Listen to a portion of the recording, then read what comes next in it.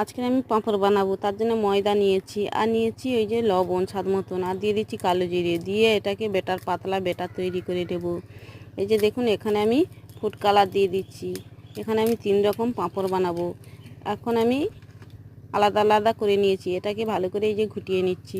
নিয়ে থালার মধ্যে তেল মাখিয়ে নিয়েছি। দেখুন ব্যাটারটা আমি দিয়ে দিচ্ছি চারিদিকটা, আমি চারিদিকটা ভালো করে ব্যাটারটা দিয়ে লাগিয়ে দেব। আর কড়ার মধ্যে কিছুটা জল দিয়ে দিয়েছি, এটাকে 2 মিনিট ভাপিয়ে নিয়েছি। এবার দেখুন ভালো করে থালা থেকে তুলে নিয়েছি একটা ছুরি দিয়ে। এবার এটাকে ছোট ছোট করে পাঁপড়ের মতন কেটে নেব।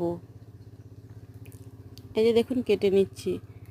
এইভাবে সুন্দর করে যে কোনো একটা জিনিস দিয়ে কেটে নিতে হবে। তারপর এই যে দেখুন একটা প্লেটের মধ্যে তুলে নিচ্ছি।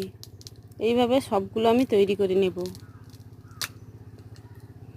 এটাকে রোদে শুকিয়ে নেব। এই যে দেখুন তেলে এবার ভেজে নিচ্ছি।